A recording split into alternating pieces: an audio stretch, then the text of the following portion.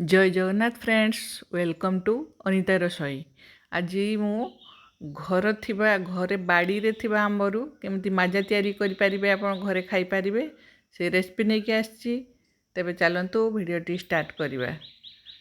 प्रथमे मु आंब नेइछि आ pressure cooker रे पानी नेइछि।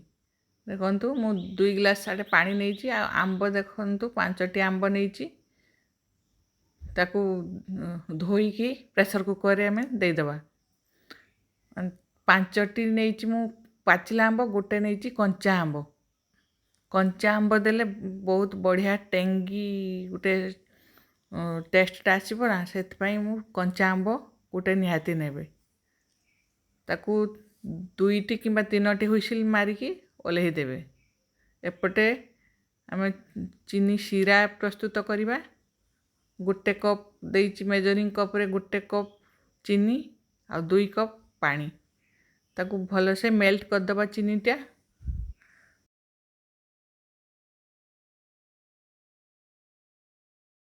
केवल चीनीटी मेल्ट हवा दरकार। एपटे हमर आंब भी सिझी गलानी, ताकू बाहर करिकी ठंडा कर दबा। निहाती भाव रे ठंडा कर दे, फैन तळे दे देबे, से जल्दी ठंडा हे जिवो। तापर ताकू चप्पा बाहर कर दबा तार। बहुत जल्दी बहुत बढ़िया भाव रे तार चप्पा सब बाहरी जिवो। देखंतु मु बाहर कर देइछि।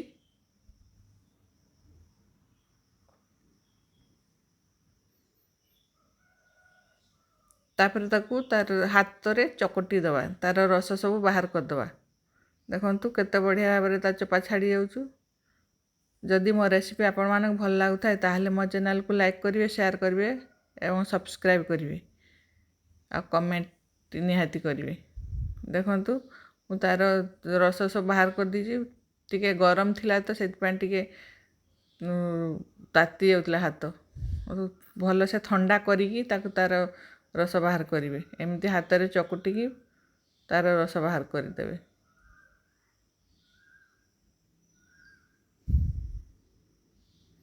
देखो सब बाहर कर देइछि रस। तापरे आमे गोटे ग्राइंडिंग जार नबा। से ग्राइंडिंग जार रे से आंबर पल्प को ऐड करिवा। से ग्राइंडिंग जार रे देकी ताको ग्राइंडिंग कर दबा। एमती थरे बनेकी खांतु, देखिए बहुत टेस्टी लागे, माजा परी लागिवो। देखंतु मु ग्राइंडिंग कर देइछि। वर्तमान आ गोटे बड़ जगह नहीं, से बड़ जगह रे चीनी शिरा को दबा।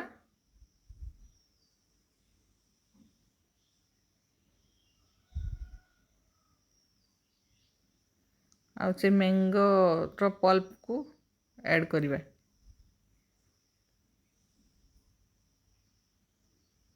भल से मिक्स कर दबा।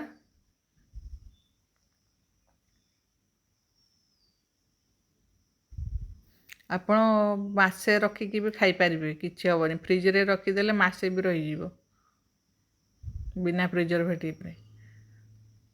छाणी दबा ताकू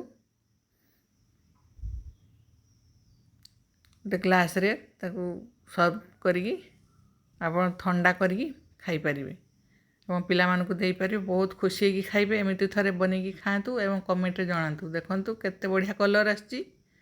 बहलिया भी सेमती हिच माजा भलिया।